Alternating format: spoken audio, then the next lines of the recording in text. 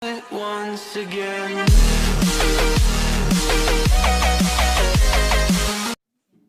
Salam. Sekali lagi salam. Ya, selamat siang. Selamat hari Minggu, selamat siang buat kita semua, keluarga besar Yayasan Pondok Kasih Philadelphia yang hari ini pada hari Minggu kita akan beribadah kepada Tuhan, dan juga selamat siang dan selamat hari Minggu kepada jemaat Tuhan GPDI Philadelphia yang boleh bergabung siang hari ini dalam ibadah online ya, via Facebook live streaming dan juga nanti via YouTube. Kepada juga teman-teman Facebook yang boleh bergabung pada siang hari ini, selamat siang dan juga selamat hari Minggu buat kita semua. Baiklah, bersama kami dengan keluarga Yayasan Pondok Kasih Philadelphia, kita akan mulaikan ibadah raya pada siang hari ini. Saya jemput kita semua bangkit berdiri.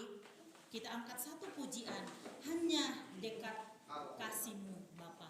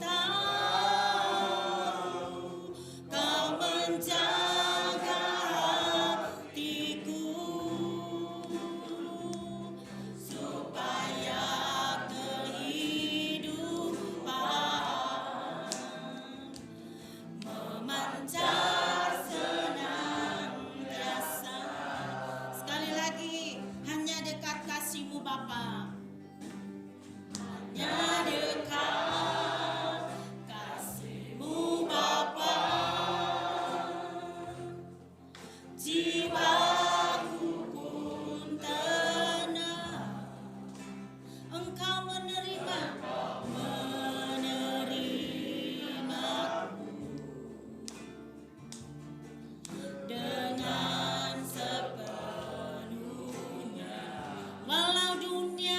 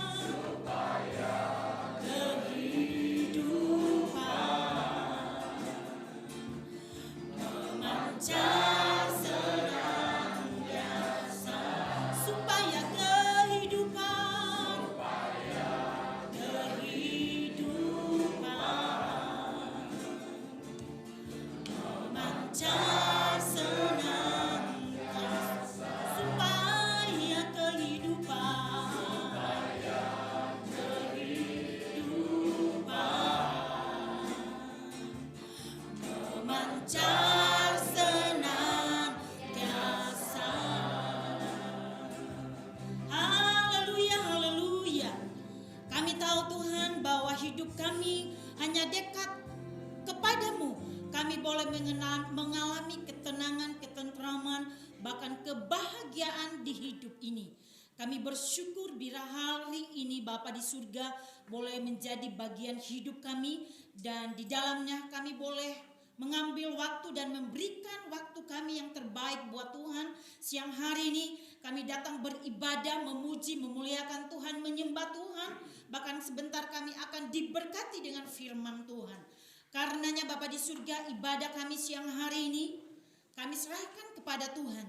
Mulai dari awal, pertengahan hingga tamatnya, biar Allah sendiri melalui Roh Kudus memimpin kami semua kepada hamba-Mu yang akan membawakan puji-pujian, dan juga kepada seluruh anak binaan kami, jemaat GPDI Philadelphia yang boleh bergabung, dan juga teman-teman Facebook yang boleh bergabung dalam ibadah online siang hari ini. Kami semua bersama-sama boleh diberkati oleh Tuhan. Amat terlebih Bapa di surga, kami berdoa menyerahkan hamba-Mu yang akan memimpin dan memandu kami dalam pembacaan firman Tuhan, perenungan firman Tuhan.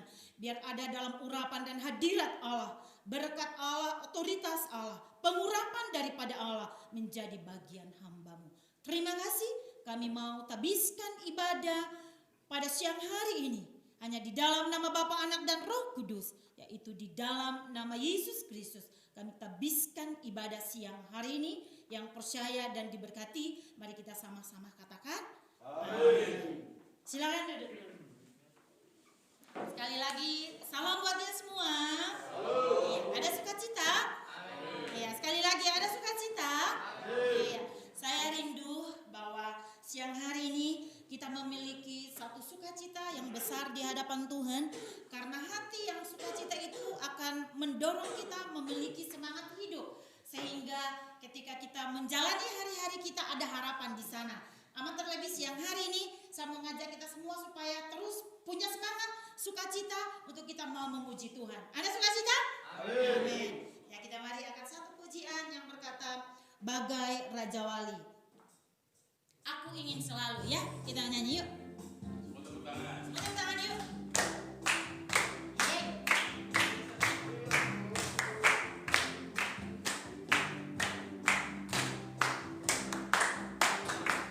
Aku ingin selalu berada di hadirat. Aku ingin selalu berlindung dalam nama-Mu. Di bawah kepala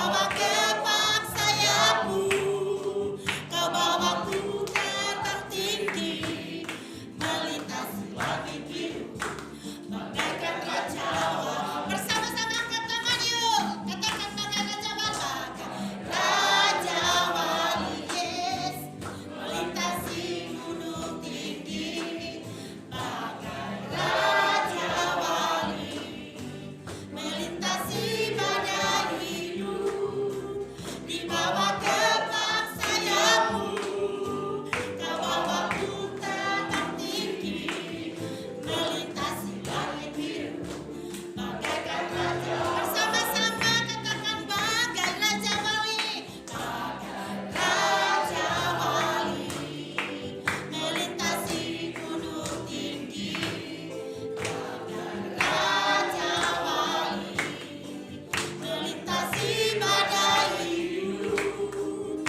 di bawah kepak sayapmu, kau bawaku terbang tinggi, melintasi langit biru, bagaikan raja wali, melintasi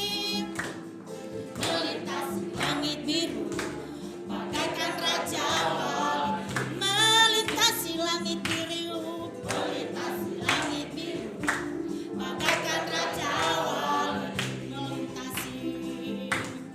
melintasi langit biru, bagaikan raja wali. Haleluya, tepuk tangan buat Tuhan Yesus. Sekali lagi, yang kencang, tepuk tangan buat Tuhan Yesus. Yuk, silakan duduk ya.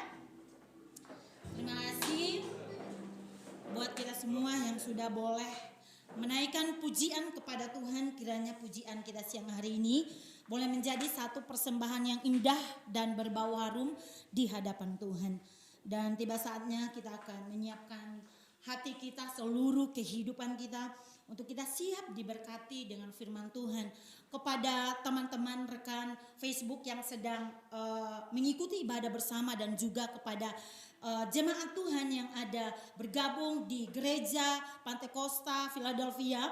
Ya, baiklah, kita bersama-sama siang hari ini menyiapkan seluruh bejana kehidupan kita untuk kita siap diisi dengan kebenaran firman Tuhan. Firman Tuhan adalah jawaban di setiap pergumulan hidup saya dan saudara. Hari-hari ini sangat menakutkan. Ada banyak kabar yang membuat kita gentar, takut. Namun ketika kita di dalam Kristus, firman Tuhan membuat saya dan saudara tetap kuat menjalani kehidupan kita. Ada harapan, ada sukacita di sana, dan kemenangan demi kemenangan akan menjadi bagian kehidupan saya dan saudara. Saya jemput kita semua bangkit berdiri. Mari kita angkat satu pujian yang berkata, firman-Mu berkata, Kau besertaku.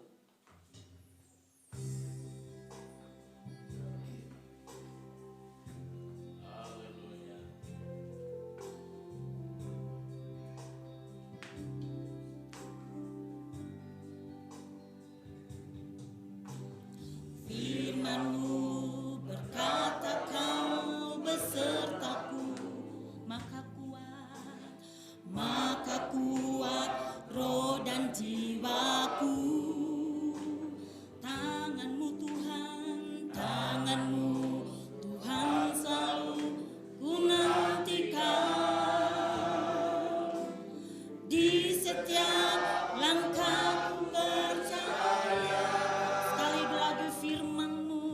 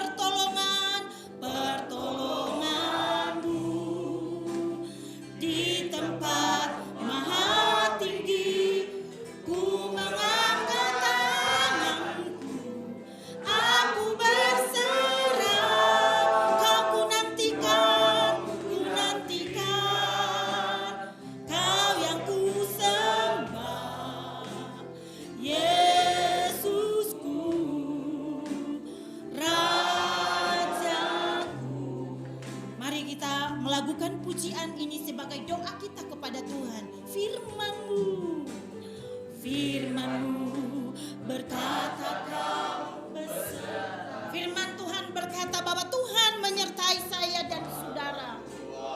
Do dan jiwaku, tangan-Mu Tuhan, tangan-Mu Tuhan selalu ku nantikan di setiap langkahku percaya. Sekali lagi firman-Mu, firman-Mu berkata kau besertaku, maka kuat roh dan jiwaku, maka kuat roh dan jiwaku. Tangan-Mu Tuhan, tangan-Mu Tuhan selalu ku nantikan di setiap langkah ku percaya. Mari kita angkat tangan kita dengan sayapku, ku akan terbang tinggi di tengah badai hidup, ku tak menyerah. Kau kekuatan dan perlindungan, katakan bagiku pertolongan-Mu, pertolongan-Mu di tempat maha tinggi. Ku mengangkat tanganku, aku berserah. Kau ku nantikan, Kau yang ku sembah, Yesusku, Raja. Sekali lagi pertolongan-Mu dengan sayap-Mu. Yes. Di tempat maha tinggi, ku mengangkat tanganku, aku berserah. Kau kekuatan, Kau nantikan, Kau bagiku. Sekali lagi pertolongan di tempat yang maha tinggi, di tempat maha tinggi. Ku mengangkat tanganku, aku berserah. Kau ku nantikan, Kau yang ku sembah, Yesusku, Rajaku. Kau ku nantikan, Kau yang ku sembah, Yesusku, Rajaku. Kau ku nantikan, Kau yang ku sembah, Yesusku, Rajaku. Waktu dan tempat kami persilakan kepada hamba Tuhan yang akan menyampaikan firman. Silakan duduk dulu. Mari kita tundukkan kepala dan kita mau berdoa. Di hadapan Tuhan, sungguh kami bersyukur karena keagungan, kemuliaan, berkat anugerah-Mu yang hebat dalam hidup kami. Sehingga kami boleh diberikan Bapa di sorga waktu yang paling terindah. Untuk kami terus setia Bapa di sorga, memuji, menyenangkan hati Tuhan, beribadah. Dan terus kami boleh mengeluh-elukan nama-Mu, kami boleh meninggikan nama Tuhan. Bapa di sorga, kami yang ada dalam keluarga besar, Yayasan Pondok Kasih Philadelphia Lembang, kami mau Bapa di sorga ingin mendengarkan firman-Mu setelah kami boleh memuji, menyenangkan hati Tuhan. Kepada hamba-Mu Ibu Grace yang Tuhan utus untuk boleh memimpin kami melalui puji-pujian, diberkatilah dalam segala kelimpahan, sukacita, pemakaian Allah yang sungguh dahsyat dalam hidupnya. Dan Tuhan, saatnya kami siapkan seluruh bencana hati kami untuk kami mendengarkan firman-Mu. Dalam nama Tuhan Yesus Kristus kami sudah berdoa. Haleluya. Amin. Puji Tuhan. Shalom. Mari kita membuka firman Allah. Saudara buka di dalam Yesaya pasal yang ke-34.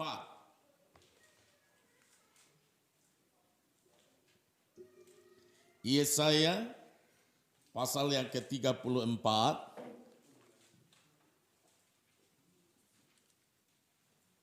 Sudah, saudara?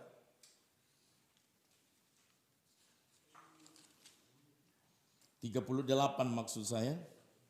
Yesaya pasal yang ke-38. Ayatnya yang pertama sampai dengan ayat 21.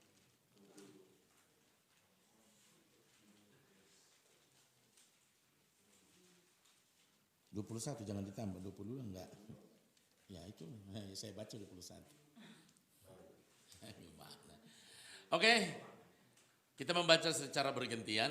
Saya membaca ayat yang ganjil dan teman-teman semuanya membaca ayat yang genap.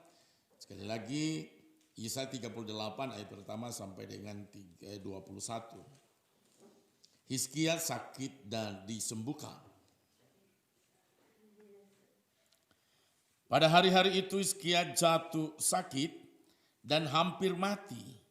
Lalu datanglah Nabi Yesaya bin Amos dan berkata kepadanya, "Beginilah firman Tuhan, sampaikanlah pesan terakhir kepada keluargamu, sebab engkau akan mati, tidak akan sembuh lagi."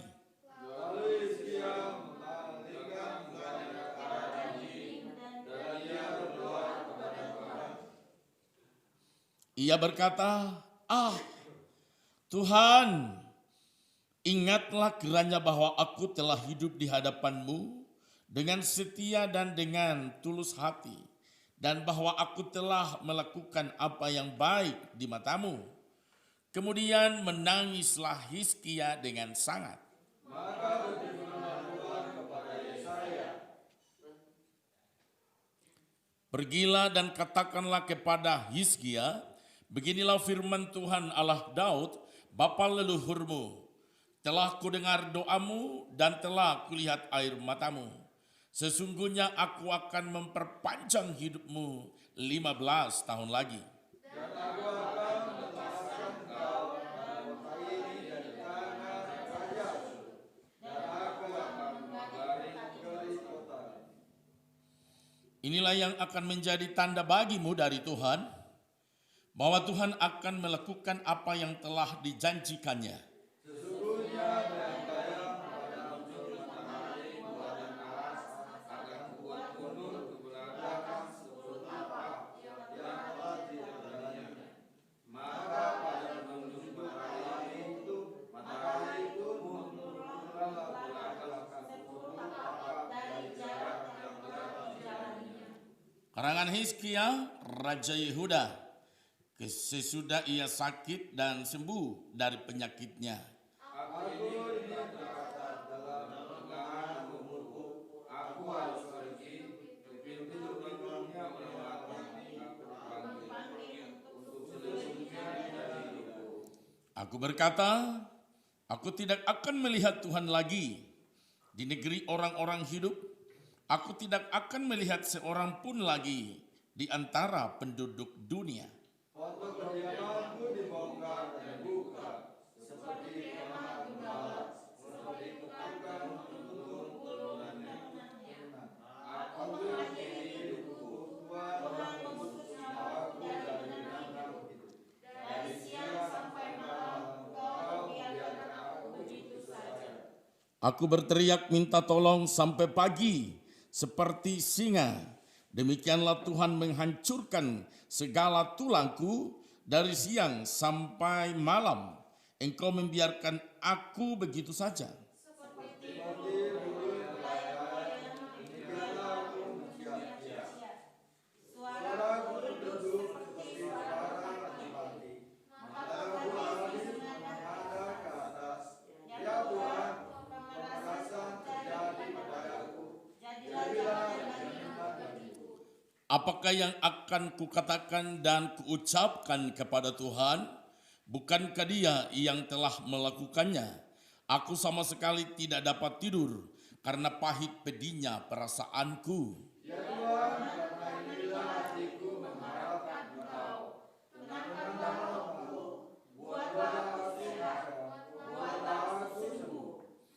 Sesungguhnya penderitaan yang pahit menjadi keselamatan bagiku. Engkaulah yang mencegah jiwaku dari lubang kebinasaan. Sebab engkau telah melemparkan segala dosaku jauh dari hadapanmu.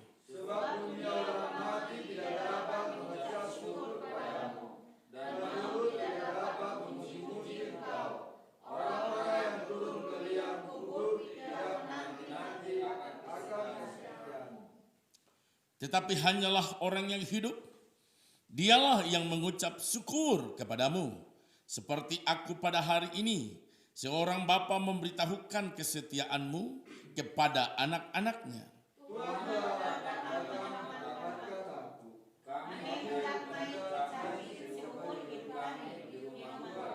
Kemudian berkatalah Yesaya, baiklah diambil sebuah kue ara dan ditaruh pada bara itu supaya sembuh. Puji Tuhan. Shalom. Berbahagialah bagi saudara dan saya yang setia tentu dalam pengiringan Tuhan. Saudara ada di sini mungkin dalam proses kesembuhan.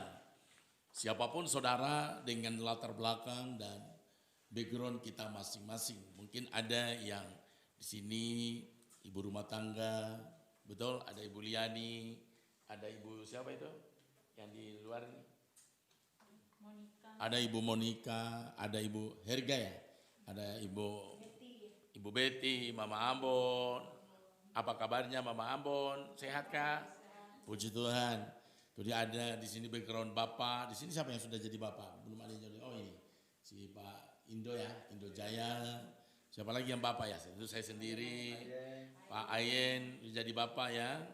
Nah, Pak Ferry udah jadi Bapak atau langsung jadi? Oh langsung jadi Opa ya. Oh langsung, Oh Om Fred, iya. Jadi bukan Ferry tapi dia bilang Om Fred. Ya saudara yang diberkati Tuhan, hari ini kita akan belajar tentang apa yang menjadi rahasia sehingga Allah mengubah keputusan terhadap Hizkia. Betul? Sebenarnya keputusan Tuhan bahwa Hizkia segera mati, Hizkia segera meninggal, Hizkia segera mengakhiri hidupnya. Karena dia adalah seorang raja yang luar biasa saudara ya. Dari kesemua raja-raja Yehuda, Hizkia adalah salah satu raja yang baik.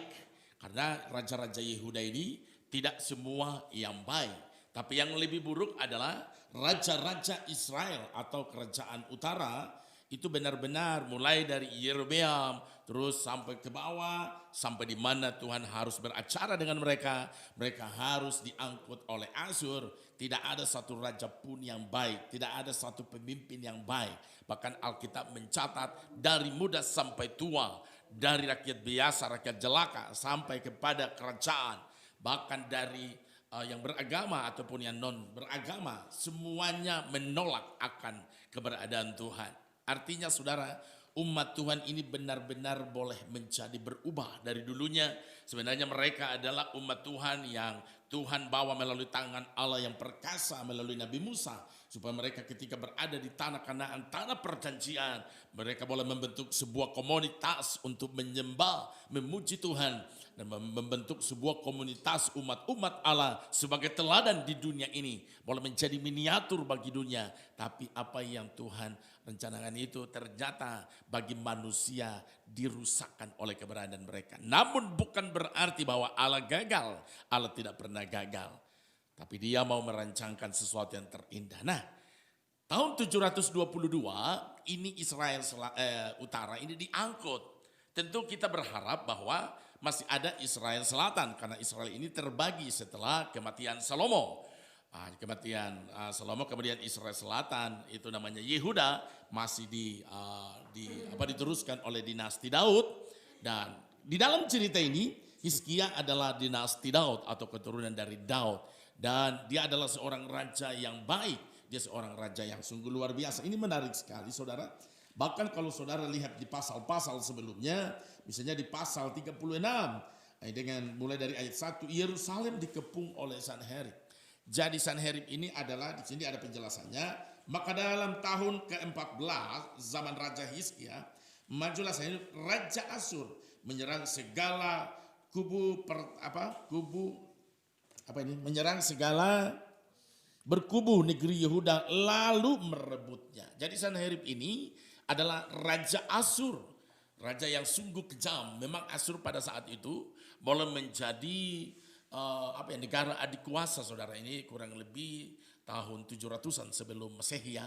Karena ketika Israel Utara diangkut di tahun 722 dan ini Raja Hizkia ini tahu benar dan dia melihat benar, dia melihat jelas bagaimana umat-umat Tuhan di Israel Utara diangkut dan Samaria benar-benar dibombardir, habis-habisan dan mereka diangkut. Yang mungkin tertinggal hanyalah orang-orang yang buta. Saudara yang diberkati oleh Tuhan, seharusnya keberadaan bangsa utara atau Israel Utara ini boleh menjadi pelajaran bagi Israel Selatan, supaya Israel Selatan ini sadar bahwa ada tangan Tuhan perkasa yang boleh menolong mereka untuk menghadapi bangsa-bangsa di sekitar itu. Tapi ternyata mereka pun menolak, dan Alkitab berkata bahkan bangsa-bangsa itu dinyatakan sebagai kayak hamba Allah untuk mau mendidik, untuk mau membentuk supaya bangsa Yehuda ataupun bangsa Israel Utara ini boleh mengalami pertobatan, boleh mengalami perubahan, boleh mengalami restorasi kehidupan. Saudara yang diberkati Tuhan, di dalam cerita tadi ini bagaimana kisah tentang Raja Hizkia, raja yang baik. Memang tidak mudah karena Raja Hizkia di sini dibingungkan. Apakah dia mau bergabung dengan Asyur atau dia mau bergabung dengan Mesir dan bahkan beberapa negara-negara sekutu yang ada di sana. Tapi dalam beberapa waktu Hizkia pernah dikalahkan oleh Sanherib dan dia harus membayar upeti kepada Asyur. Saudara yang diberkati Tuhan, lalu saudara di sini jelas sekali kalau saudara kita baca di ayat 38, bahkan temanya juga Hizkia sakit dan disembuhkan. Nah di sini bukan sakit biasa, tapi ini sudah sakit akan dijemput ajal, gitu. Sakit akan meninggal. Bahkan memang sudah tidak ada lagi sesuatu harapan. Pada hari-hari itu Hizkia jatuh sakit dan hampir mati. Nah ini jelas sekali. Lalu datanglah Nabi Yesaya bin Amos dan berkata kepadanya, beginilah firman Tuhan, sampaikanlah pesan terakhir kepada keluargamu, sebab engkau akan mati, tidak akan sembuh lagi. Nah ini biasanya adalah kebiasaan kita orang timur, sebab Israel ini juga masih bangsa timur, sebenarnya bukan bangsa barat gitu ya. Israel ini masuk kepada Asia. Nah, jadi biasanya kita orang timur kalau ada yang meninggal, ya ada pesan terakhir, betul? Gitu. Mudah-mudahan saudara kalau meninggal masih bisa pesan terakhir gitu ya. Ya, karena ada juga orang yang meninggal tidak bisa untuk pesan terakhir, kecelakaan mungkin itu, atau sakit yang tidak sangka-sangka, jantung tiba-tiba jadi nggak ada pesan terakhir mungkin buat keluarga, buat istri, buat anak-anak, dan biasanya ini yang diharapkan oleh anak-anak, bagaimana orang yang dicintai mereka. Mungkinkah di sana adalah keluarga, mungkinkah di sana adalah papa, mama, atau adik atau anak, lalu dipanggil Tuhan. Ini adalah sebuah kisah yang sangat menyedihkan. Saya merasakan sekali ketika ditinggalkan atau ketika papa, mama kami dipanggil Tuhan. Sampai hari ini kalau saudara kami mengenang kadang-kala bersama dengan Ibu Grace, itu rasanya kayak sedih gitu ya. Karena merasa kayak berat sekali ketika ditinggalkan orang yang dikasihi. Ketika saya berkata kepada Sela, bagaimana perasaanmu? Mungkin suatu ketika mama dipanggil Tuhan, dia gak bisa ngomong, dia cuma bilang, jangan dulu, saya belum siap. Nah ini saudara, betapa berat sekali ketika kita ditinggalkan oleh orang yang dikasihi, betul? Cobakah saudara punya keluarga saudara punya mungkin orang-orang yang dikasihi, kita gak pernah mati, dunia ini akan penuh dengan manusia. Saudara yang diberkati oleh Tuhan.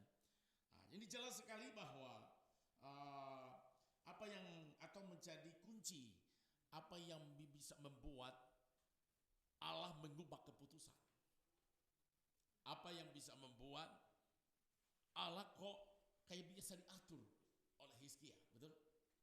Kan sebenarnya dia sudah mengutus Nabi Yesaya bahwa Hizkia akan meninggal.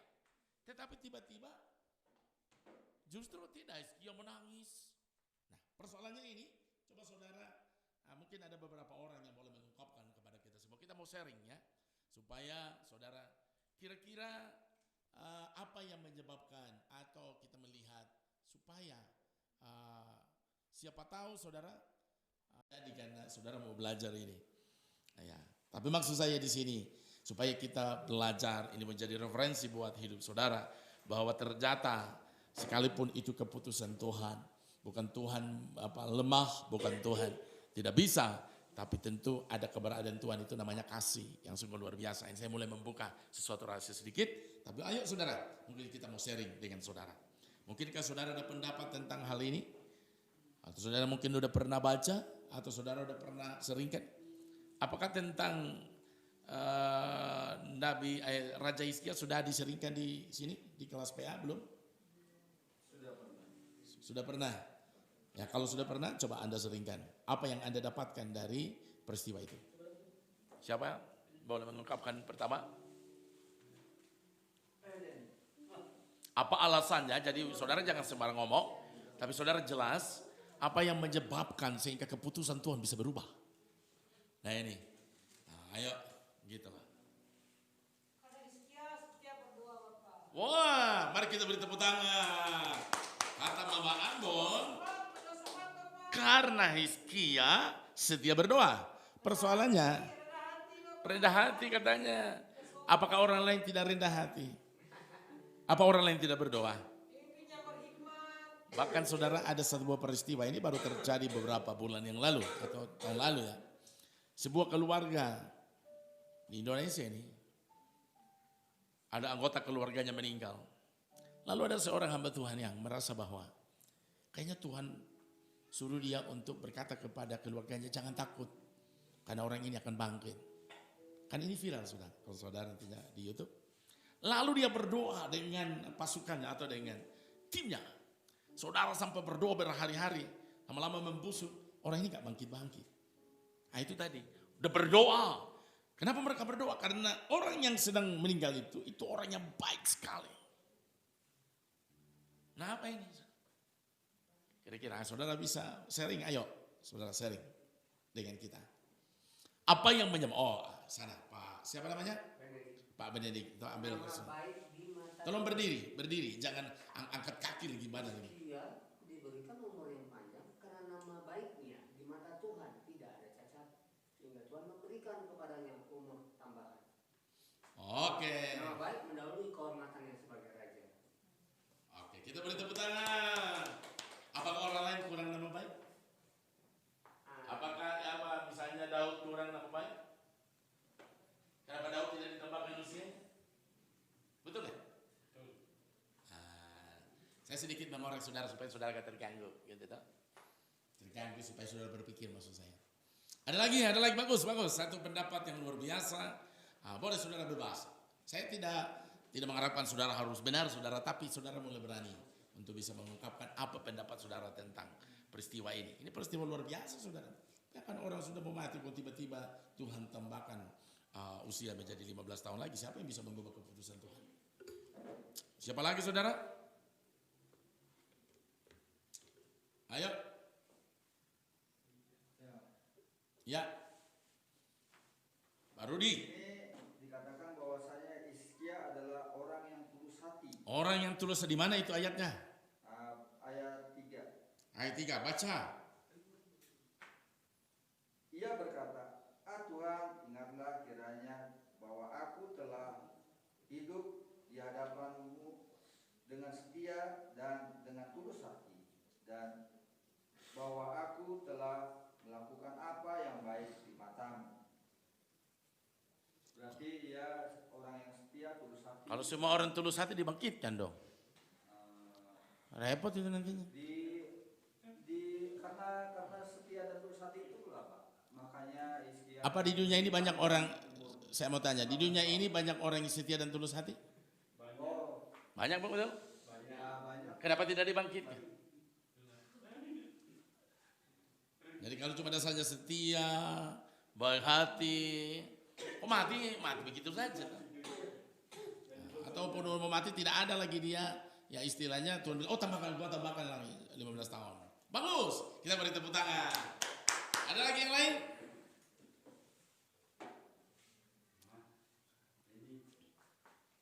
Ayo, siapa lagi saudara?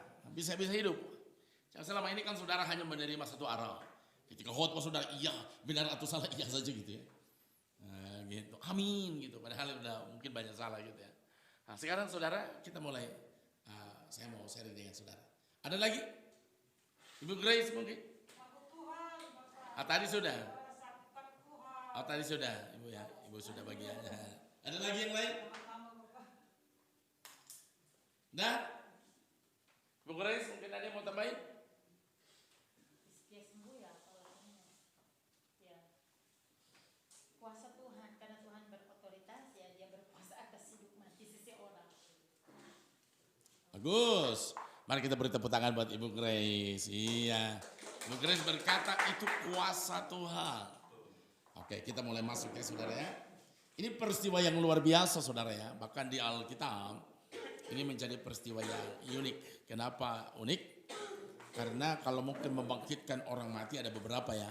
Tapi orang yang sudah mau mati tiba-tiba Tuhan bilang gua tambahin 15 tahun. Ini sesuatu halnya di Alkitab ini yang unik.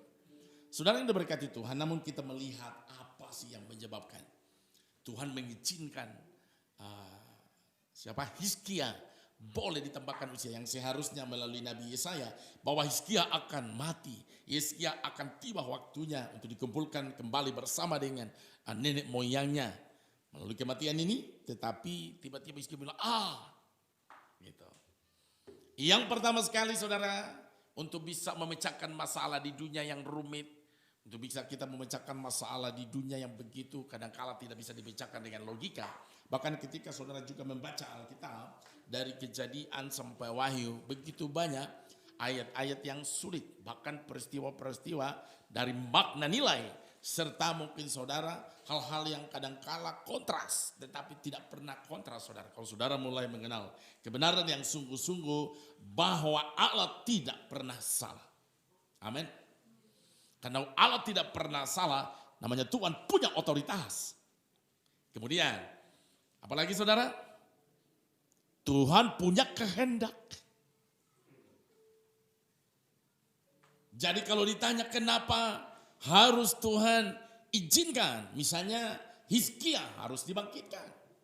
Yang pertama sekali dasarnya, itu dalam kuadrati ilahi dan kehendak Allah.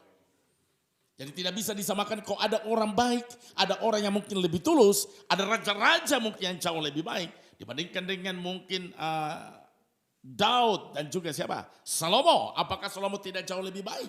Daud tidak jauh lebih baik daripada mereka ini. Tapi Tuhan punya otoriti.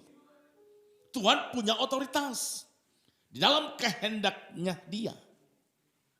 Saudara yang diberkati oleh Tuhan, demikianlah dalam kehidupan saudara. Kadang-kala kita bisa melihat kok orang jahat diberkati gitu loh. Betul gak? Kok orang yang baik udah sungguh-sungguh tapi enggak. Nah ini agak sedikit berbeda. Ingat bahwa berkat Tuhan diberikan ada satu, berkat secara umum. Tapi yang kedua adalah berkat secara khusus. Berkat secara umum ini diberikan oleh Tuhan buat semua ciptaannya di alam semesta ini atau di dunia. Mulai dari manusia, mulai dari tumbuhan, mulai dari hewan, sama menerima. Contoh matahari.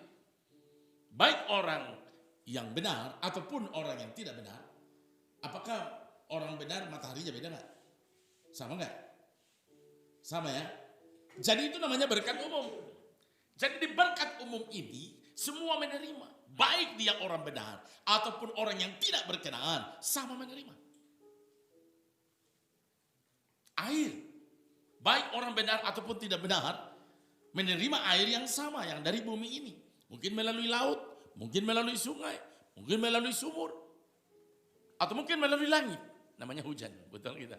Betul ada air yang turun dari langit gitu ya. Udara, sama. Tapi bedanya saudara, ketika saudara jadi anak Tuhan, ada berkat-berkat yang Tuhan janjikan lebih daripada berkat-berkat umum ini. Yang pertama adalah nilai keselamatan, betul?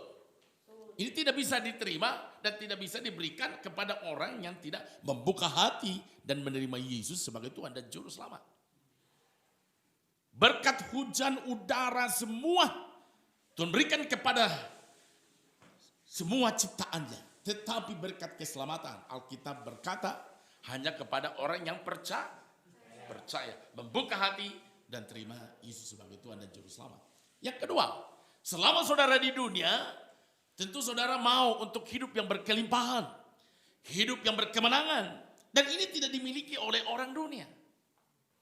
Selain keselamatan yang menjadi pasti dalam hidup saudara, tapi yang kedua adalah hidup berkelimpahan dan hidup dalam berkemenangan. Kelimpahan di sini bukan hanya sebatas ukuran materi, bukan hanya sebatas ukuran harta, bukan hanya sebatas ukuran jabatan, bukan hanya sebatas ukuran kemewahan, tetapi kelimpahan di sini adalah artinya Anda dan saya melimpah dalam kasih Tuhan. Amin. Melimpah dalam rahmat Tuhan. Melimpah dalam anugerah Allah. Melimpah di dalam kebijakan. Melimpah menjadi seorang yang kuat dewasa. Baik secara rohani ataupun secara kebijakan psikologi. Ini yang tidak dimiliki oleh orang-orang dunia. Dan yang ketiga mungkin yang agak sedikit rendah adalah kadangkala saudara anak-anak Tuhan diberikan banyak plus-plus di dalam kehidupan di dunia ini. Termasuk kalau saudara jujur, begitu banyak penemu-penemu itu lebih daripada 70-80% adalah orang-orang yang mengenal Tuhan secara sungguh-sungguh. Belum ada penemu dari Indonesia ya. Siapa tahu Denny jadi penemu. Habibie belum dikatakan jadi penemu. Apa Habibie masuk penemu? Penemu apa? Itu tinggal melanjutkan. Pesawat terbang ditemukan oleh siapa? Iya. Itu yang lain-lainnya itu tinggal melanjutkan. Tapi tunggu, penemu utama itu siapa? Gitu. Sehingga dia terima hadiah Nobel. Habibie terima hadiah Nobel? Denny siapa tahu yang terima hadiah Nobel? Penemu itu artinya dia yang pertama sekali. Menemukan dan menggagas dan mengeksposkan. Ada juga menemu yang dia boleh menemukan tapi dia tidak mampu menggagas sampai mengeksposkan. Gitu. Nah saudara yang diberkati Tuhan, itulah hal-hal yang luar biasa. Tapi kemudian kita masuk pada ranah kedua dan ini yang kita bicarakan tentang Hizkia. Manusia hidup ini kita punya dalam tatanan batasan kodrati ilahi. Gitu. Jadi itu bahasa saya begini, itu mah terserah Tuhan. Tuhan kita mau protes, Tuhan kenapa misalnya siapa yang hianati Yesus? Judas. Kenapa tidak diselamatkan gitu ya? Sementara Petrus diselamatkan. Halo? Betul? Judas yang menjual Yesus, tapi Petrus yang mengkhianati. Sama-sama berdosa.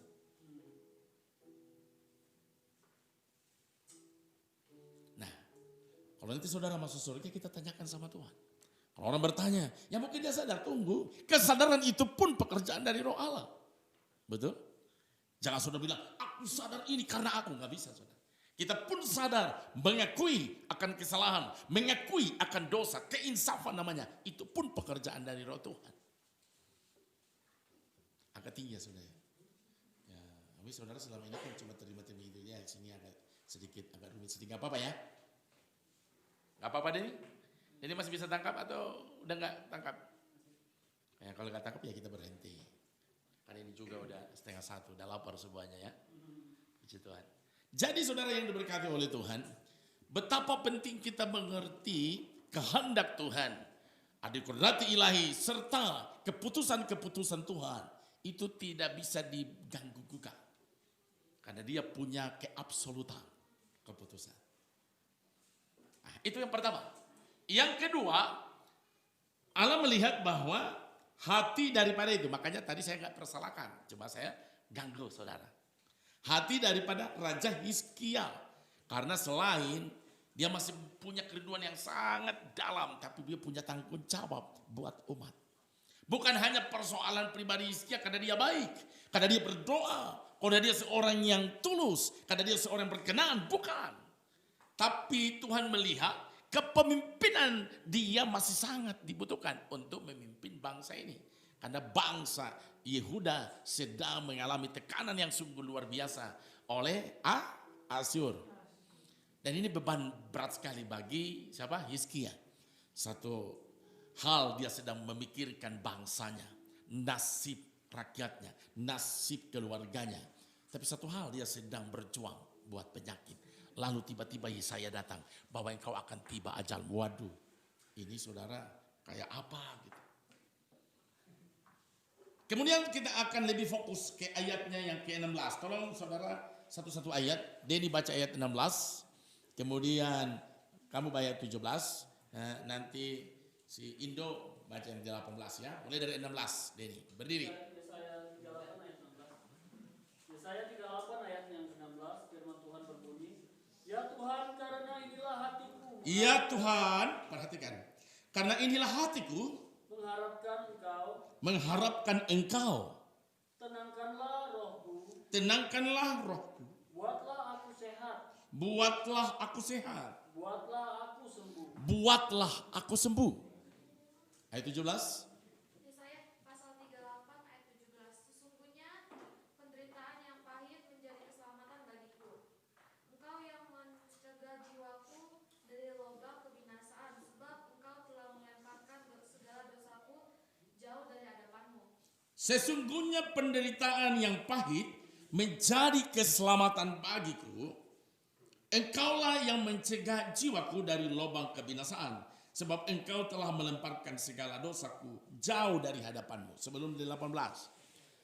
Lalu saudara, ketika dia, saya nggak tahu bagaimana keberadaannya ya saudara. Yang dicatat di sini hanya mungkin hal-hal besar. Tapi ketika dia mendengar itu dia berkata, ayat yang ketiga, "Ah Tuhan, ingatlah kiranya bahwa aku telah hidup di hadapanmu dengan setia dan dengan tulus hati. Dan bahwa aku telah melakukan apa yang baik di matamu." Kemudian menangislah Hizkia dengan sangat. Menangislah Hizkia dengan luar biasa saudara. Saudara, keputusan-keputusan Tuhan selain memang itu di dalam kehendaknya, di dalam keabsolutan ilahi, tapi bisa berubah. Bukan karena saudara memaksa, bukan karena saudara klaim, tetapi oleh karena tadi ada beberapa kerendahan hati. Betul? Dia sadar siapakah dia. Tapi Tuhan tahu bahwa dia masih merindukan karena dia masih punya tanggung jawab yang besar. Jadi keputusan Allah bisa berubah oleh karena respon manusia terhadap Tuhan. Dan ini sekali lagi kembali ke nomor satu. Kalau sudah tanya kenapa tidak semua, kembali ke nomor satu. Karena Allah punya keputusan yang tidak bisa diganggu-gugat. Sehingga kalau saudara mau mengenal firman Allah dengan segala kerumitan, ya saudara gak bisa semuanya bisa pecahkan. Mau ahli teologi dimanapun saudara, mau berusaha untuk memecahkan setiap kerumitan, setiap masalah di dalam firman Tuhan tidak bisa.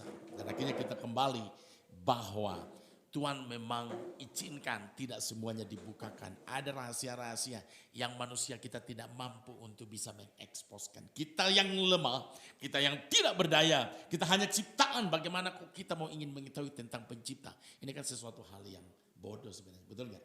Allah dia pencipta maha kuasa. Kalau diketahui oleh kita yang lemah, kita yang tak berdaya bahkan pendosa lagi. Makanya kalau memang kita menyelidiki Alkitab, kita melihat berbagai hal-hal seperti tadi, lalu kita gak bisa pecahkan, sadarlah kita ini hanya ciptaan yang lemah. Nah, kita mengetahui tentang kenapa Tuhan tidak bisa ini. Apa saudara mau persalahkan Tuhan? Dia pencipta loh. Bahasa sehari-hari kita ya mana-mana dia dong. Kita ini kan ciptaan. Kita mau protes sama Tuhan. Nah ini kadang-kala saudara disadarkan oleh kami diajarkan, nggak tahu kalau Grace sudah mulai diajarkan oleh Pastor Dadi. Tidak semua kita mau belajar teologi yang sudah doktor, kayak sudah segala macam. Kita tidak mampu mengeksposkan semua rahasia yang ada dalam kebenaran firman Allah. Karena kesadaran itu muncul siapakah kita di hadapan Tuhan. Nah ini. Namun saudaraku kita bisa melihat ketika dia disembuhkan oleh Tuhan. Lalu saudara ada ucapan syukur. Di sini di tema yang ada tulisannya yang gak terlalu padat. Karangan Hizkia.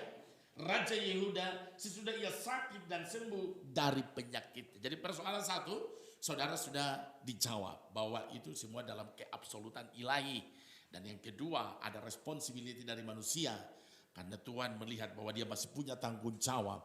Dan kalau saudara mau tanya kenapa yang lain tidak, kembali lagi ke nomor satu. Ya. Tapi yang kedua, kita akan melihat peristiwa yang kedua. Apa sih yang menjadi sukacita daripada Hizkia? Gitu ya. Saudara, di Alkitab juga di perjanjian baru banyak ya. Ada 10 orang kusta yang disembuhkan Tuhan. Tapi hanya berapa yang kembali? Hanya satu yang kembali. Memang tidak mudah untuk bisa menemukan orang yang selalu mau mengucap syukur. Kalau mungkin mengucap syukur pun karena diberkati Tuhan, itu masih jauh lebih mudah. Tapi bagaimana kayak kita mengucap syukur mungkin dalam keadaan saudara, ya saudara merasa hati-hati dengan perasaan. Saudara merasa bahwa Tuhan tidak pernah menjawab saudara. Kadang-kala saudara, perasaan kita ini boleh merusak iman kita kepada Tuhan. Karena iman saudara didasarkan atas perasaan. Jangan sampai saudara belajar di sini, iman kita didasarkan pada perasaan. Perasaanku mah saya udah damai ya. Jangan perasaan saudara. Jangan sekedar perasaan. Tapi itu sebuah keberadaan hati. Amin. Jangan sampai saudara justru kita dikuasai, dipermainkan oleh perasaan ini. Saudara yang diberkati oleh Tuhan. Sekali lagi kita akan melihat bagaimana Hizkia mengucap syukur. Dan dia menceritakan. Dia menulis dan tulisannya ini sampai hari ini saudara boleh baca. Dan saya lebih menekankan di ayat 16. Ya Tuhan, karena inilah hatiku mengharapkan Engkau. Di saat saudara diceritakan, di saat saudara kita menghadapi tantangan pergumulan seperti dia. Kalau ayat sebelumnya dia bilang, aku ini berkata dalam pertengahan umurku, aku harus pergi ke pintu gerbang dunia orang mati di ayat yang ke-10. Untuk selebihnya dari hidupku aku dipanggil. Ayat 11, aku berkata aku tidak akan melihat Tuhan lagi. Di negeri orang-orang yang hidup, aku tidak akan melihat seorang pun lagi di antara penduduk dunia. Bahkan di ayat 11, aku berteriak minta tolong sampai pagi. Seperti singa demikianlah Tuhan menghancurkan segala tulang-tulangku dan siang sampai malam Engkau membiarkan aku begitu saja. Saudara, sepertinya dia mengungkapkan pengalamannya, dia curhat. Bagaimana dia dulu begitu menderita. Dia sangat menderita sekali. Penderitaannya ini saudara secara psikologi sangat berat. Karena dia harus menghadapkan tekanan batin dari negara Asyur yang menjajah. Dan bagaimana nasib tadi seperti saya katakan, nasib dirinya, nasib keluarganya, nasib bangsanya, nasib sukunya. Sementara dia sakit, benar-benar dia sangat menderita. Dan dia ungkapkan lewat ucapan syukur. Kemudian ayat kalau saya baca di sini ayat ke-15, apakah yang akan kukatakan dan kuucapkan kepada Tuhan? Bukankah Dia yang telah melakukannya? Aku sama sekali tidak dapat tidur karena pahit pedih perasaanku. Nah, ini sebuah keberadaan yang betapa berat sekali. Tetapi Tuhan izinkan. Saya percaya saudara, Anda ada di sini. Tuhan izinkan. Amin. Kalau pikir Hizkia nggak ada salah. Tapi dia izinkan sampai sakit yang parah sekali. Apa sih sebenarnya maksud Tuhan? Di atas segala pergumulan, penderitaan, bahkan penyakit. Mungkin saat ini kita menghadapi wabah corona COVID-19. Apakah tujuan Tuhan mau menghancurkan dunia ini? Kenapa? Menguji hati. Apa? Menguji hati Hizkia, apakah dia akan berubah? Nanti sebentar saya kasih waktu untuk angkat tangan. Oke? Tadi saya suruh nggak ada yang angkat tangan. Kalau saya sebentar jangan angkat tangan. Saya lupa lagi untuk saya menceritakan apa tadi. COVID. Nah ini.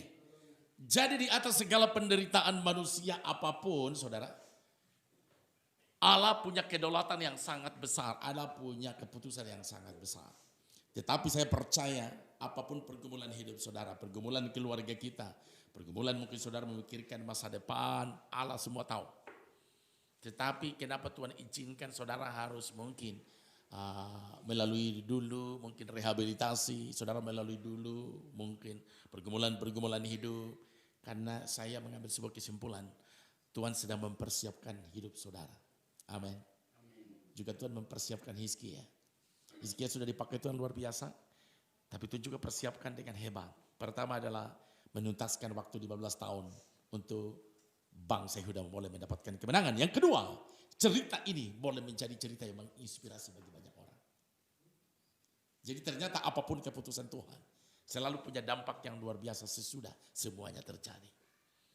Saya percaya COVID-19 ini saudara, ataupun pergumulan dalam hidup saudara, selalu ada makna yang terindah. Coba dulunya bangsa-bangsa Eropa, Amerika, serta bangsa-bangsa yang mengakui bahwa mereka adalah bangsa-bangsa yang maju. Mereka bangga dengan teknologi, betul? Mereka bangga dengan kemajuan.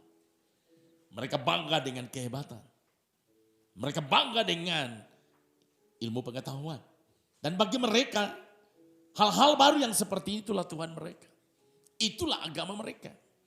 Sampai kalau saudara ke Eropa atau di Amerika, itu gereja banyak berubah fungsi. Dulunya tempat umat Tuhan beribadah, sebelum COVID, ini jadi bar. Tidak sedikit juga yang jadi agama lain. Bahkan ada yang jadi toko, ada yang jadi mall, ada yang jadi gedung pertemuan. Ini gereja. Nah bagaimana lagi? Gak dipakai seperti ini, bikin udah gak ada orang. Karena orang di sana menganggap bahwa ya orang ini kuno kalau kita masih percaya pada agama. Ini kan udah dunia modern. Ya Deni ya? Ngapain kita percaya pada agama? Itu mah cerita kuno. Itu cerita yang masa lalu gitu loh. Kita sekarang melihat realita dong. Sekarang dunia iptek, dunia internet, gitu. Manusia jadi gampang untuk kita bertemu dan gampang untuk kita ngobrol, bahkan saling melihat lewat internet. Jadi dunia yang bulat ini yang dulunya mungkin kita keliling berapa puluh tahun, tapi ini cuma ngomong langsung Amerika. Bahkan saya ngobrol saat ini dan melalui Facebook itu bisa ditonton oleh seluruh dunia. Zaman dulu mana ada, betul? Dan bagi orang dunia bahwa inilah agama mereka. Tapi ketika COVID-19 melanda, segala kebanggaan manusia itu tiada artinya. Bayangkan saudara, hanya satu virus yang tidak kelihatan pun. Dan bahkan awal-awalnya masuk mulai dari Wuhan. Bangsa Amerika dan beberapa bangsa Eropa tidak percaya. Mana mungkin hanya bersentuhan, langsung kena dan dalam beberapa waktu, lebih dari sebelum 14 hari harus meninggal. Sehingga mereka, nggak ini apaan? Terutama Amerika, bahkan Presiden Donald Trump. Pertama dia tidak, apaan ini? Dia tidak mengakui bahwa ini adalah penyakit yang sangat berbahaya. Dia bilang ini masih sebuah rekayasa. Ini rekayasa politik. Karena perang dagang antara Amerika dan Cina ini begitu tinggi. Kurang lebih 5 tahun terakhir ini. Ini rekayasa politik Cina. Untuk supaya kami itu takluk. Ya udahlah, malah dia kayak gak percaya. Apa yang terjadi? Amerika sekarang menjadi negara nomor 1 yang paling besar dampaknya, saudara. Yang meninggal di Amerika ini sudah banyak sekali. Lebih daripada hampir 100.000 lebih. Itu di Amerika. 100.000 lebih, hampir 200.000. Seluruh dunia hampir 500.000. Kalau untuk seluruh dunia yang positif, hampir 9 juta. Data terakhir semalam, hampir 9 juta saudara. Itu yang sudah positif. Perkiraan saya mungkin sampai 100 juta. Di Indonesia aja sudah 45 kalau nggak salah. 45.000 yang positif. Dan tidak ada negara pun yang mengklaim bahwa kami sudah tidak ada lagi. Cina aja yang sudah bilang kami sudah tidak ada, tiba-tiba muncul lagi. Nah ini saudara. Kita lebih melihat bahwa ini Tuhan izinkan karena Tuhan punya rencana. Amin. Tuhan juga izinkan kepada Hizkia untuk sakit karena Tuhan punya rencana. Supaya Hizkia tidak menyombongkan diri atas keberhasilannya. Supaya juga Rasul Paulus tidak membanggakan diri atas pemakaian Tuhan. Makanya Tuhan izinkan utusan iblis masuk ke dalam tubuh Rasul Paulus. Sampai dia berkata, aku sudah berdoa 3 kali puasa supaya utusan Tuhan ini berlalu dan diangkat. Tapi apa jawaban Tuhan? Tidak cukupkah kasih karuniaku? Justru di dalam kelemahanlah Anda menjadi kuat. Artinya di atas pemakaian Allah, di atas kehebatan manusia, Tuhan izinkan belansing supaya manusia itu tidak membanggakan diri. Amin. Amin. Saya saudara dari tempat ini saudara rendah hati. Apa yang saudara banggakan kalau dari rehabilitasi, betul? Aku ini masalah rehabilitasi. Sekali lagi, Gak mungkin orang Israel ketika kembali dari Babilonia. Gue ini asal Babilonia. Itu kan bagi mereka itu memalukan, betul nggak? Diangkut dan mereka di sana tidak ada kekuatan apapun untuk bisa istilahnya bebas. Tetapi justru ini akan mengukir. Ini akan membentuk umat Tuhan supaya rendah hati. Sekali lagi, blessing. Karena umat Tuhan ini pun sudah jahat di mata Tuhan. Tuhan bilang ini kayaknya ini umat ini akan lebih hancur lagi dan mereka, ya saya nggak mau mereka masuk neraka. Udahlah gua masukin dulu ke Asyur pertama, Israel Utara, yang terakhir adalah Babilonia. Sehingga Alkitab mencatat ketika mereka kembali yang dibawa oleh Zerubabel, oleh Ezra, mereka sudah berubah. Bahkan sinagoge terbentuk dari Babilonia. Mereka sudah rajin membaca Alkitab. Alkitab digali kembali. Dan kehidupan pemulihan.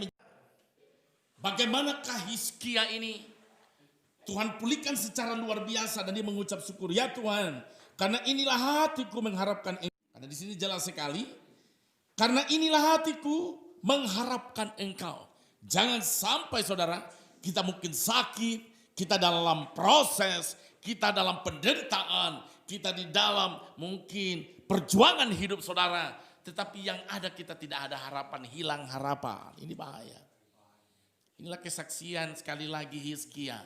Bahwa di atas dia menderita tapi dia tidak meninggalkan harapan. Selalu ada harapan. Amin. Ini nantinya kita alasan terkuat kenapa juga Tuhan sembuhkan. Bahkan Tuhan tambahkan usia. Proses pembentukan atau apapun. Penderitaan, pergumulan hidup, kesusahan. Tuhan mau supaya jangan pernah saudara hilang harapan. Karena ini menjadi kesaksian daripada Hizkia. Kenapa juga alasan terkuat Tuhan masih berperkara dengan dia. Bahkan Tuhan sembuhkan dan Tuhan tambahkan usia. Boleh menjadi 15 tahun lagi. Karena dia tahu, dia ceritakan ada harapan di atas segala penderitaan. Di atas segala perjuangannya. Dia berkata aku sangat menderita. Bahkan sangat pahit hidupku. Tapi tidak kehilangan harapan. Amin. Nah ini Hizkia saudara. Kita biasanya kalau udah menderita yang ada caci-caci maki orang. Emosi muncul. Wah, gue nih. Hizkia beda. Dan kalau pikir dia raja loh. Kenapa Tuhan izinkan aku seperti ini? Dia tidak mempersalahkan. Dijelaskan. Ya Tuhan, karena inilah hatiku mengharapkan Engkau. Kemudian dia bilang, tenanglah rohku. Ketika ada harapan saudara, maka roh saudara, jiwa saudara menjadi tenang. Coba kalau saudara gak ada harapan, gua mau kemana hidup ini? Waduh, gak ada harapan, gundah gulana, kepingin mati lah. Tapi ketika saudara ada harapan, saya mau pulang dari sini, saya akan buka usaha, saya akan buka kolam di pinggir rumah. Kebetulan ada tanah kecil, saya akan gali, saya undang Pak Brian untuk mengukir kita. Gitu kan. Atau rumahku saya hias, nanti saya undang Pak Brian. Punya cita-cita lah saudara. Amin. Begitu juga sama Dendi ya. Saya pulang dari sini, saya akan buka kolam pancing gitu ya. Wajib besar, ada 3. Satu buat para pendeta, satu buat para haji, ya kan. Nah, satu buat para pengusaha. Wah ini kan udah diberkati Tuhan, udah gemuk. Ada cita-cita, ada harapan. Dan harapan ini dikerjakan oleh Roh Kudus dan firman yang Anda setiap hari kita baca. Saya percaya nabi-nabi yang pada saat itu seperti Nabi Yesaya tentu banyak memberikan firman kepada Hizkia. Dan ini memberikan harapan kepada dia. Amin. Ketika muncul harapan, ada harapan bahwa dia akan mengalami sesuatu hal yang luar biasa saudara. Ini membuat apa saudara tadi? Dia menjadi tenang. Engkaulah yang mengharapkan Engkau. Tenanglah rohku, buatlah aku sehat, buatlah aku sembuh. Ketika saudara sudah tenang, ketika saudara sudah nyaman saudara, bahkan saudara menemukan tubuh saudara boleh memiliki imun yang tinggi. Ya saudara, betul. Dalam ucapan syukur karena saudara ada harapan. Dalam ucapan syukur saudara tenang. Saudara menemukan walaupun di tengah badai kehidupan ini. Maka saudara boleh mengalami apa saudara? Pemulihan. Memulai kesembuhan. Kalau saudara marah-marah, kapan sembuhnya? Sampai kapanpun Anda pulang dari sini, Anda drop lagi. Kita kita ini saudara, data yang tulisan daripada Yesaya ini luar biasa, menginspirasi bagi saya dan juga boleh menginspirasi bagi saudara. Gitu. Milikilah harapan. Jadi dari tempat ini saudara, melalui firman Allah yang banyak memberikan harapan, yang banyak memberikan sebuah keyakinan, kepercayaan bahwa hidup bukan hanya di sini. Di sini hanyalah merupakan bengkel, tapi setelah saudara sudah jadi bagus, Anda akan kembali ke rumah dan terus berkarya. Jangan malah drop lagi gitu. Pas di rumah jadi aneh lagi, jangan jadi pergi kabur-kaburan lagi. Gak usah lah, itu kan udah masa lalu. Siapa yang tidak ada punya masa lalu, betul? Semua orang kita semua pernah hidup di masa lalu. Tapi ketika kita sudah masuk dalam kehidupan yang dipulihkan Tuhan, tutup masa lalu kita. Kita hidup di lini hari ini, kata Dale Carnegie. Lakukanlah apa yang paling terbaik hari ini. Gak usah terlalu memikirkan masa depannya, Denia. Oh, boleh kita punya cita-cita, itu namanya harapan. Tapi jangan terus terobsesi, pokoknya jangan. Lakukanlah hari ini apa yang Anda bisa lakukan, karena itu adalah masa depan kita. Jangan terlalu kita memikirkan masa depan, akhirnya terobsesi. Saudara mau kerja hari ini, saudara disuruh aja bukan belajar, gak mau. Obsesi, saya gak mau, saya kan ini masa depan. Masa depan. Masa depanmu adalah keputusanmu hari ini, amin. Amin. Milikilah harapan, semoga saudara tetap memiliki harapan. Ayo, Hizkia punya harapan sehingga menjadi alasan yang paling terkuat. Salah satunya ada responsibility. Hizkia di atas segala penderitaan, tapi dia punya harapan. Dan dia yakin ketika dia harapan dia boleh mendapatkan ketenangan. Dari ketenangan dia boleh mendapatkan apa saudara? Sehat dan sembuh. Ini, saudara mau sembuh? Saudara, saya nggak sakit. Terus yang sakit siapa? Saya nggak sakit. Kami tidak berkata bahwa Anda sakit, tapi Anda sedang membutuhkan pertolongan. Amin. Jangan kita kadang-kala kita berkata kita tidak mengenal diri kita sendiri. Sadarlah saudara akan kekurangan saudara. Sadarlah akan siapakah diri kita. Dan kita selalu merasa benar. Kita benar sendiri, yang lain salah semua. Betul? Mama salah, papa salah, kakak salah. Apalagi tante salah, bibi salah, istri salah, anak salah, tetangga salah. Tua-tua di pinggir got juga salah. Yang benar saya dong. Gak usah seperti itu. Belajar untuk saudara bertanggung jawab atas dirimu. Bertanggung jawab atas dirimu, pertama mengakui siapakah kita di hadapan Tuhan. Amin. Kalau benar kita lemah dan kita membutuhkan pertolongan Tuhan. Oke Tuhan, aku membutuhkan Engkau. Aku membutuhkan bimbingan melalui para pembimbing. Karena Alkitab berkata di saat aku lemah, di situ ada kekuatan Tuhan. Yang kedua, di ayat 17. Sesungguhnya penderitaan yang pahit menjadi keselamatan bagiku. Engkaulah yang mencegah jiwaku dari lubang kebinasaan. Saya tertarik sekali saudara di 17a. Sesungguhnya penderitaan yang pahit, perhatikan, menjadi keselamatan bagiku. Ini kan unik, betul? Ini menarik. Penderitaan pahit kok jadi keselamatan? Biasanya kalau saudara, kalau penderitaan pahit jadi akar pahit. Di sini siapa di sini pernah akar pahit? Kenapa saya angkat tangan? Karena saya pernah. Nah, coba di sini siapa pernah akar pahit? Saya curiga dengan Anda bohong. Saya pernah mengalami akar kepahitan terhadap calon mertua. Opanya V. Gitu. Tetapi Tuhan ampuni. Dan saya bereskan semuanya. Dan itu berguna, bermanfaat. Bukan untuk mereka tapi untuk saya. Jadi kalau saudara punya masa lalu yang mungkin belum dibereskan, cepat bereskan hari ini. Amin. Kepahitan apapun, ketika kita mulai mengenal anugerah Allah, maka kepahitan diubahkan Tuhan. Boleh menjadi manis. Kutuk jadi berkat. Hitam jadi putih. Gelap jadi. Saudara ini anak-anak gelap dulunya. Betul? Kalau saya kulitnya udah gelap. Anak-anak gelap artinya kita ini adalah orang-orang dunia. Yang banyak dikendalikan, dikuasai oleh dunia. Dan dalangnya adalah setan. Tapi oleh karena anugerah saja yang boleh mengambil, mengintervensi saya. Sehingga saya dipindahkan dari gelap kepada terang yang Dulu anak dunia, anak setan, sekarang jadi anak Tuhan.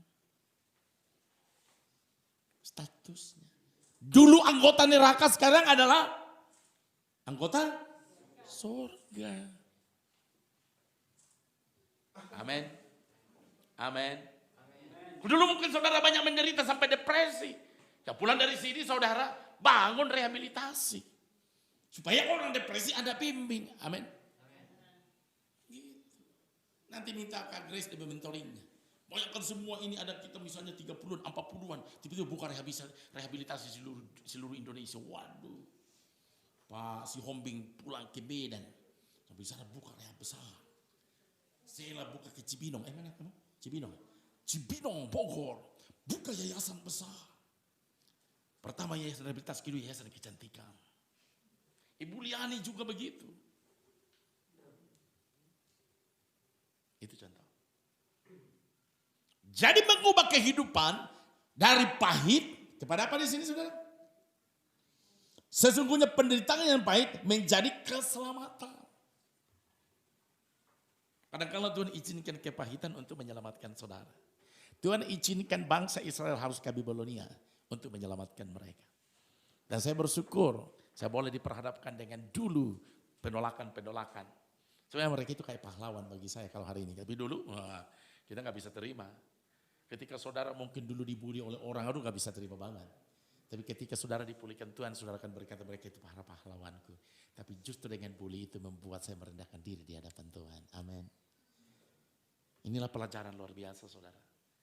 Saudara mungkin diperhadapkan dengan berbagai hal di masa lalu atau mungkin hari ini. Jadikanlah semua kesempatan untuk saudara melihat terang yang ajaib. Seperti kesaksian daripada Hizkia. Dari penderitaan, justru penderitaan yang begitu pahit itu diubahkan menjadi keselamatan. Amin. Kemudian selanjutnya, engkaulah yang mencegah jiwaku dari lubang kebinasaan, sebab engkau telah melemparkan segala dosaku jauh dari hadapanmu. Alasan terkuat tentu karena pengampunan. Ya, betapa penting saudaraku kita membereskan hidup di hadapan Tuhan. Pengampunan itu cuma sekali untuk selama-lamanya, tapi setiap hari saudara membereskan hidup. Sebab 1 Yohanes 1:9 berkata, jika kita mengaku dosa kita, maka Ia setia dan adil. Ia akan mengampuni dosa kita dan menyucikan kita dari segala kejahatan. Setiap hari saudara bereskan, akui siapa di hadapan Tuhan. Dengan harapan dosa, persoalan, atau mungkin kesalahan kita hari ini jangan terulang lagi besok. Artinya kehidupan saudara mengalami progres. Jangan dosa tahun lalu masih tahun ini. Dosa 5 tahun lalu juga masih dilakukan ini. Dan tidak ada perubahan. Saya curiga ini. Apa dia benar sudah diselamatkan atau belum? Nah ini yang maksud daripada ini kebenaran ini. Sebab engkau melemparkan segala dosaku jauh dari hadapanmu. Persoalannya saudara, kadang-kala kita yang mengingat. Tuhan tidak mengingat lagi dosa saudara. Tapi kita ini suka ingat dosa kita, betul? Bahkan dosa itu bukan cuma diingat, mensugesti hidup saudara untuk kembali lagi. Saudara mungkin sudah pernah berkata, saya hapuskan, saya bertobat, saya mengakui, dan saya hidup benar. Dan saya serahkan dosaku untuk Tuhan ampuni aku. Besoknya saudara dosa itu mengganggu lagi. Apaan lu? Lu lemah. Gue ganggu lagi. Akhirnya saudara jatuh lagi, jatuh dan jatuh. Jadi setiap hari kita menghadapi pergumulan hidup. Kalau saudara mau supaya hidup saudara diberkati Tuhan, cuma satu kuncinya. Mari saudaraku, kita buka hati kita. Pertama kita terima Yesus sebagai Tuhan dan Juru Selamat. Kedua, buka hati terus untuk Dia terus membereskan hidupmu setiap hari. Amin. Sampai suatu ketika saudara waktunya tiba, Anda menjadi berkat. Bukan Anda terus dibimbing. Kapan masa sampai tua dibimbing? Betul ya Indo Jaya. Suatu ketika Pak Indo Jaya kan pembimbing. Anggota terkecil dari keluarga dong. Ada istri, ada anak. Mungkin ada papa, ada mama, ada tante, ada om. Bimbing. Dulu kita punya pasien namanya Pak Ian. Oh dari sini, saya bimbing dia berat sekali. Siapa yang kenal Pak Ian? Nah ini. Oh apalagi baru awal-awalnya kalian nggak tahu waktu Pak Ian kan dulu dari Pak Tony sama. Oh itu berat sekali. Pak Ian kan badannya besar. Terus dia sempat jadi preman di pasar Andir. Saya tangkap aja itu mamanya patah ini saudara, dipatahin oleh dia. Saya tangkap pakai taksi. Tapi ketika dia pulang, dia jadi pelayan Tuhan di tengah keluarga. Sampai hari ini dia udah pernah sekolah Alkitab katanya. Karena beberapa waktu yang lalu saya ketemu kakaknya, dia bekerja di Bumi Baru. Dan dia jadi pelayan Tuhan. Amin. Amin. Saudara nggak usah lah, saya mau jadi pengusaha besar kalau memang itu Tuhan kehendaki, kenapa tidak? Tapi jadikanlah hidupmu bermanfaat, berguna bagi orang lain. Karena dosa saudara sudah dihapuskan dan hidup saudara berkenan di hadapan Tuhan. Kiranya pelajaran Hizkia juga boleh menjadi pelajaran kita semua. Amin. Mari kita tundukkan kepala dan kita berdoa. Terima kasih Bapa buat kasih-Mu, anugerah lawatan jemaat Tuhan sungguh dahsyat bagi kami. Kau menyerahkan seluruh kebadan hidup kami ke dalam tangan-Mu Tuhan. Makasih buat firman Allah yang kami boleh sampaikan, bagikan kepada anak-anak Tuhan. Dan Tuhan boleh memberkati mereka semua. Dalam nama Yesus Tuhan kami berdoa. Amin. Saudara yang diberkati Tuhan, sebelum kita mengakhiri persekutuan kita. Nah saudara semoga memahami, Anda boleh kaji kembali mungkin apa yang saya sampaikan ini besok ya. Besok hari apa? Senin ya. Anda kaji kembali. Kalau ada sesuatu yang Anda mungkin tanyakan, Anda boleh tanya. Mungkin besok saya ada di sini juga supaya kita boleh sharing dengan saudara. Bahwa kesaksian sebagai ucapan syukur daripada ini yang kita tekankan. Hizkia juga boleh menjadi pelajaran, boleh menjadi makna, boleh menjadi sesuatu yang bermanfaat buat saudara. Oke, selamat siang. Tuhan Yesus memberkati saudara. Amin. Oke, begini saja.